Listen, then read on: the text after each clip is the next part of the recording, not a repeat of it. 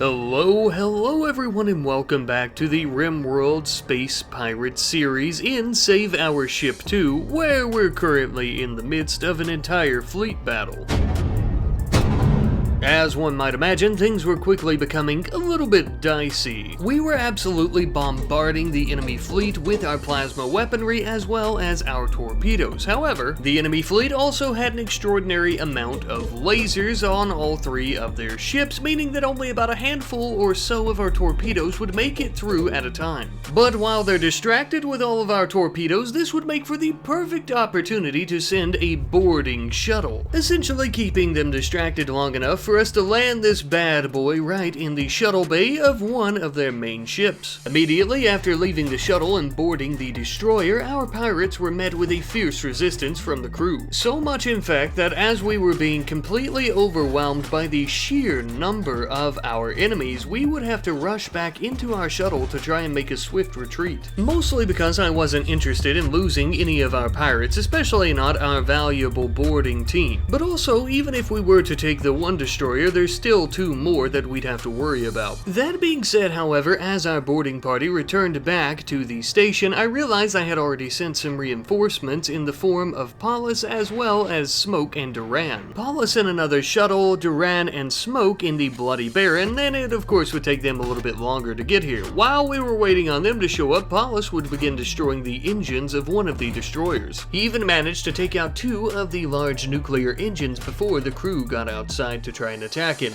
We knew this would be a death sentence though, having him fight alone, so we managed to get him back into the ship and get him back home. And by this point I was wondering, where in the world was the Baron? Well, it turns out in all the chaos with the fleet battle, I forgot to refuel the Baron before having them launch. And so because of that, on their way to try and board the enemy fleet, they ended up crashing because they ran out of fuel, and now they're having to try and build a campfire to survive on the surface until we can get a rescue mission out. In the meantime, once Duran actually wakes up, we'll have her begin repairing the Baron. I think I called her Duran earlier. Sorry. By this point, Paulus had finally returned back home, and now that we know everyone is safe and sound, or at least as much as possible, we could try to flee from this battle. The risk of us getting absolutely stomped by that fleet is a little bit too high for my liking, especially since one of our boarding vehicles is gone. Now, we did only have one functioning engine for whatever reason. I had two others that were pointed in the same direction, but they weren't firing even though they had fuel. Not really sure why. We had already damaged the enemy engines pretty well though, so we should be able to escape. It'll just take a good bit of time. Since the fleet isn't going to be an issue anymore, I thought it might be a good time to send out our little rescue mission to the surface of the planet, and I must say it wasn't a moment too soon as we had a raid from Waster pirates. More than likely their rudimentary sensors have picked up our falling shuttle car. Either way, we're going to blast them back into the Stone Age. Our rescue shuttle had also arrived right on time to give us a little bit of reinforcements. A couple of them would slip through the cracks and get away from us, but for the most part we had totally finished off the raiders. Now, they did leave behind some weapons and other gear, but we didn't want to take a chance in case there were any more waiting on the horizon, so we just went back home. Now then, with our rescue mission completed, as many of you know, in the past few episodes we've been having a lot of issues out of Zap's destroyer, so we've actually decided to cut it into about 3 sections. After doing so, I would then move 2 sections of the ship that don't seem to be affected by the little issue, and we would begin building a new middle section in between the two of them. Now, maybe from a lore perspective, we could just chalk this up to the typical wear and tear from space, as well as the previous owners of Zap's destroyer just not taking great care of it and doing the mandatory repairs, so now it all has to be replaced. Now, the process of this did take us quite a long time for the most part, and also used up a good bit of our resources, but, you know, in the end, we finally had a functioning Zap's dart, and I guess that's really all that matters, of course. With the dart out of the way, though, I wanted to bring our Megalodon-class ship over and try to dock it with the station, and it was at this point that I realized that there is a very small piece of hull plating that is getting in the way, and I went to dev mode and I tried to destroy it using dev mode. I tried everything in the world, and for some reason, I can't get it off the map. Oh well, though, that that's something that we'll try to worry about at a different time. As for now, we have bigger fish to fry. We're going down to the planet's surface to raid a Waster pirate settlement. I just feel that it's been far too long since we've attacked the Wasters. I'd hate for them to forget who their overlords in the sky truly are. So we've come down from the cosmos with a little bit of a reminder for them, in the form of plasma shells the size of your entire body, as well as some lasers that give you a nice tingly feeling. Not to mention, we would finally have the opportunity to utilize our tank in a ground invasion scenario. As with most of our battles on the surface of the planet anymore, it wouldn't last for very long before the enemies would attempt to flee like the cowards that they were. Now that they're gone, we're free to gallivant all over their pretty little settlement and look for any potential pirates lying on the ground injured. And naturally, we would also be looking for any useful resources in all of the buildings here, which we did end up finding some food, some guns, some steel and plasteel components, you know, all the good stuff. But for right now, the crew of Zap Zap's Dart will be spending their time hauling all of those resources back in, as well as capturing a few potential pirates as mentioned, which, you guessed it, is going to take a little bit of time. So, while waiting, I finally got things sorted out and made enough room for us to bring our Megalodon cruiser over here. Although that small spot where the Dart was still sitting is still there, I've just got it in a very small nook of the ship so it doesn't actually touch it. However, while we were admiring the ship's new placement, we ended up detecting another ship in orbit around the planet, and it was coming right for us. I'm not sure what type of ship this was, as the message indicated that this was a fleet battle, but there was only the one ship. You may also be wondering how this even happened since we have our cloaking devices. Well, you see, the problem is our Megalodon class ship actually doesn't have a single cloaking device, and thus it can still be detected, of course. But I don't really think that that'll be a problem, as we have an overwhelming amount of firepower compared to this little ship. And besides, we were looking for one anyway, that way we could chop it up into pieces and add it onto Star Reaper Station. After overheating the shields of this ship, now the fun can really begin. We would attempt to focus on its engines, that way we could immobilize it. But in an act of desperation, they would send several boarding shuttles our way. We had managed to damage some of these shuttles, but we didn't take any out as our defenses were already focused on torpedoes. Not to worry though, my friends, have no fear, for our pirates are here. We would have absolutely no issue utilizing our pirates on foot to defeat our enemies that had landed not only on the outside of our ships, but also on the inside of the station. It was about time that we put a stop to those damn engines. After doing so, they only had 2 of them left, and they would attempt to use them to flee. But they would have no chance of that, as we had young Jingles here filling up our torpedo bays, utilizing them on the last 2 engines. Ah, they grow up so fast. Well, with that, the ship was completely immobilized, just as we had planned. However, it was far enough away now that our other weapons couldn't hit it, and we were all out of torpedoes, so the only thing we would be able to use is possibly a boarding shuttle and maybe a secret weapon. You see, we had an anti-grain warhead, and I thought it might be pretty cool to turn that into a trip mine and maybe drop it off on their ship. Kind of a giving the Covenant back their bomb situation. And with that being the case, who better to drop off this bomb than an ex-member of the Covenant himself, Rathum. As an elite ranger, I'm sure he was no stranger to dropping off these explosive payloads. So we would load him up into the shuttle along with the trap, and we would send him off to the enemy ship. It goes without saying, but I'll say it anyway, this mission could be him signing his own death certificate if we're not careful about this. He was quickly met with enemy hostility, and we actually began shooting at them for a small amount of time here. Realistically, I was hoping that all the commotion would draw the others near the area. Once we knew that they were all coming to the shuttle bay, we would have him quickly grab the trap, throw it down, and then I would actually put him back in the ship as soon as possible and take off to get the hell out of here. Whew, and thank God we managed to get him out of there safe and sound. Now all we have to do is sit around and wait for one of these fools to step on that trap. Yeah, just like that.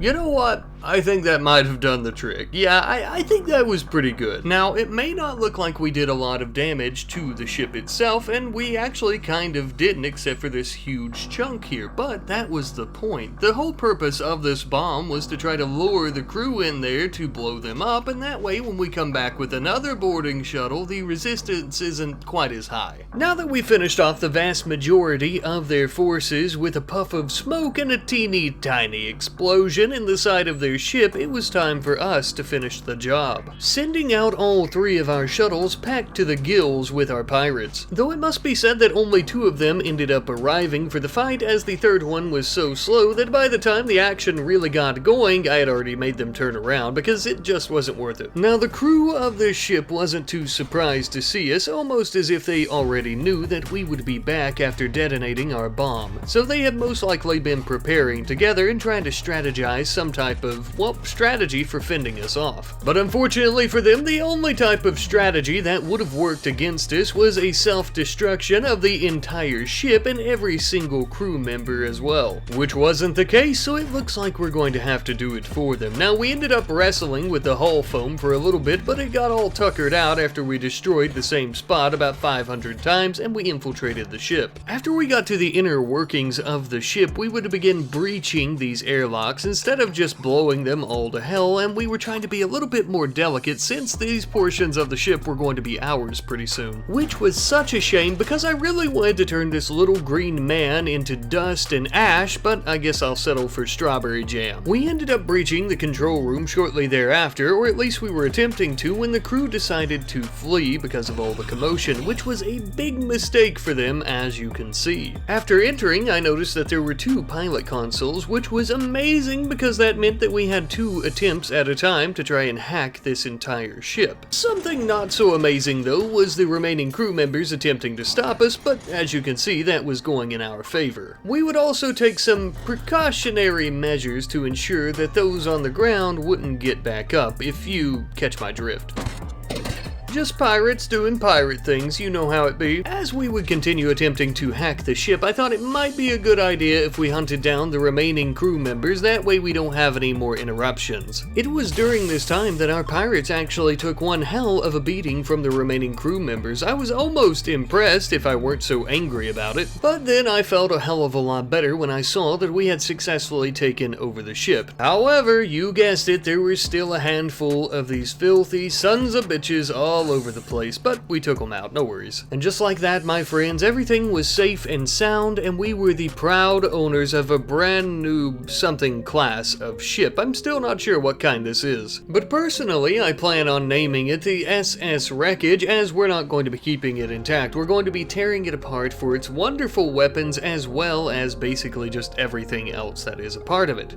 First up here, we're taking its very large railgun and adding it back onto the Shadow Piercer. As I'm sure many of you remember, the Shadow Piercer previously had one of these weapons in place, but it ended up getting destroyed when we commandeered it. For a long period of time after that, we would just take our time and rip the ship apart piece by piece. That way we could try and attach them to Star Reaper's station. Of course, we would have to be kind of quick because it was falling back through the atmosphere due to its lack of engines and whatnot. Now with the deconstruction portion of the project finally finished, it would be up to our salvage base to bring every single piece of the ship back over to the station. For now, I'm just going to have these lying all around away from the station. That way we can try to get things ready to attach them. Funny enough, the map was beginning to look less like a pirate station and more like a ship graveyard, which I guess the two things can be true at the same time though. In the meantime, I've also decided to create yet another crew as well as a captain for our Megalodon class ship. Yes indeed, Boyd here is now Captain Boyd, and this is his lovely crew. A little bit smaller than the crew of Zap Zap's Dart, but that's just because we didn't have near as many pirates, of course. We have to ensure that we keep some for the station. Originally, I was going to let Boyd be the captain of the stealth destroyer, the Shadow Piercer, but I've decided to give him the Megalodon class ship for a number of reasons. The first and biggest reason is because it's currently glitched out, just like the Dart was earlier on in the episode, and I didn't feel like trying to fight with it to get it functioning. functioning like that, and 2, because I think I'd like to keep the stealth destroyer attached to the station with its large weapon at the end of its bow, and also because it could be the personal vehicle of the Admiral. As you can see though, the current mission of Boyd and his crew, as well as his ship, is going to be on the surface of the planet. This will actually give us enough room to move around these new ship parts so we can attach them to the station. I'm not going to lie to you, I was quite excited to attach these new parts to the station because many of them had numerous amounts of weapons that actually made the station much more powerful than even when the Megalodon class ship was docked to it. Now of course, though, some of these weapons would have to be attached manually with the salvage bay after we ripped them out of the ship chunks because we mostly wanted a lot of these for resources. Resources that we would then expend on the new sections that were added onto the station to make them much easier to navigate around, make them much more efficient, but also make them look a lot better, of course, as well. We then had a raid back at the Dart from some wastier pirates who came in a very small group and thought that they would be able to take back their territory. Poor little guys. That's never going to happen. Come here, you little rascal, you're not going anywhere. Truly, by this point, surface raids have become a very trivial thing for us, something that we might even want to do as a pastime for the hell of it. We are diabolical. We also finally started working on some proper engines for the station, since we're not going to have so many ships docked here, and I also had these engines facing all in one direction, away from any docked ships, which of course makes more sense. I think that might have been the issue earlier on and throughout the last few episodes when we get into combat, why only one engine is working. We had also made room at the bottom of the station so that we could add this railgun from the old ship onto it. This way, not only does the Shadow Piercer have its railgun, but the station has one itself. As well, of course, as an absolute multitude of other weapons that have been added onto the station. I think we're pretty well protected now. Since defenses aren't really a concern anymore, something we can be concerned with is transportation. So we've decided to begin working on a super heavy shuttle after just finishing up the research for it. The shuttles, especially the super heavy ones, take a very long time to construct, so in the meantime we're going to be focusing on other things like robbing these poor foolish traders. This trader in particular was a combat supplier, albeit a very small one based on the amount of items that we ended up getting from them when we decided to rob them, of course, with simply threats of violence. You know, nothing too bad. Meanwhile, back on the surface, our brave, pioneering pirates were cutting down plenty of trees for their logs. That way we could begin refining it into chem fuel, and what we would do is actually transport this back up to Star Reaper Station, kind of like we used to do with our old mining base on the planet. However, over at the Megalodon cruiser, we had a raid from the Covenant. I knew they were cooking something up. It's been far too long since we've seen them show their ugly asses. And let me tell you, my friends, this battle was sure to be incredibly thrilling based on the amount of Covenant forces that we were going to be dealing with, many of whom appear to hold the Honor Guard status. It would seem that they're protecting that handsome fella in the gray armor. Well, for their sake, I'm sorry to say, but unless they brought an entire fleet of ships with them, we're hardly scared. We unleashed our laser barrage, but unfortunately our slug turrets couldn't get past the front shield of the ship. Just as well, the Covenant were firing upon it and going through it quite easily, so we would end up turning it off. But not before they would begin attacking our main weapons. It was in this moment that I realized why they had all come on foot. They weren't here to try and destroy the ship, no, they were trying to weaken it by taking out our main weapons. Meaning that if we were to launch the Megalodon ship once more, that they would have the advantage in a spacefaring battle. We brought our pirates out as we were waiting for Devils to turn off the front shields in a desperate attempt to try to do some damage and or distract them. But their numbers were far too great, and on foot we could do nothing. We would have to retreat back inside the ship. Unfortunately for us, once again, they had already began making their way inside as well. This was quickly becoming a one-sided battle, as all we could really do was to rush back inside the safety of the ship and hope that our uranium slug turrets could do some real damage. But as mentioned, the majority of their forces were already coming inside. We wouldn't give up though, as Captain Boyd would step outside the doors of the ship and try to engage them one-on-one, picking off as many as we could. One of the Honor Guard would take him up on this challenge, but would quickly fall to his blood blade. By a certain point during the battle, though, the Covenant forces would decide to try and flee the area, though I hardly think this is them fleeing or making a retreat, and more like they knew the damage had already been done. With them would go their leader. The captain would try to track him down, but unfortunately he was too far away and we weren't fast enough to catch up with him. The call was made back to Devils to try and aim all of the gun's uranium slug turrets at him at one time. We managed to do a little bit of damage to him, but his armor was very persistent and kept him alive long enough for him to escape the territory. With his mission a success and our barrage a complete failure. And if we're telling the truth, so was our defense of the ship.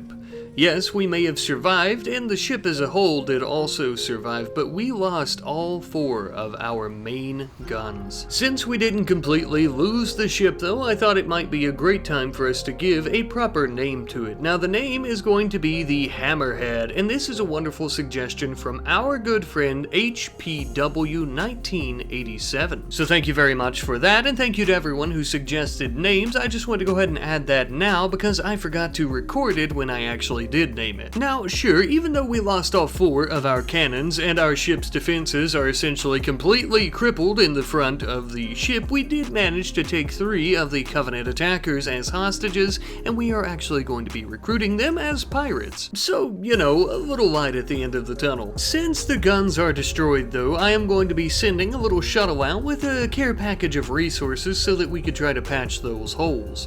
In the meantime, we're also going to be hauling in all of the weapons and bits and pieces of armor and resources and basically everything that's lying all around the ship from the very large battle. Eventually though, our shuttle finally arrived. Now not only was I going to bring some resources down to the planet's surface, but we are also going to be swapping Sam out for Kobe. The reason being, initially I had Sam as part of the crew of the Hammerhead ship as the ship's AI in theory, but I completely forgot we already had Devils aboard, so there was no need for 2 AI. So Kobe will be staying down here on the planet's surface while Sam goes back up to Star Reaper Station and joins the array of AI. Of course not before leaving what little bit of resources we brought down here with us. And though it may not look like much in terms of how much plasteel and steel we brought with us, it would be just enough to patch the holes in all 4 of these sections here. We'll remove these eventually when we replace our very large cannons, but for the time being we need to ensure any wild animals or enemies aren't getting in. Speaking of our enemies, once again Zab Zab's Dart is going to be dealing with some waster pirates who dropped in nearby. Now I'm gonna level with you here again, we didn't really care. First off, it was a fairly small group, so our cannons took out a good bit of them before they even got near the ship, and then once they did, the tank finished them off. Easy peasy, lemon bleedy.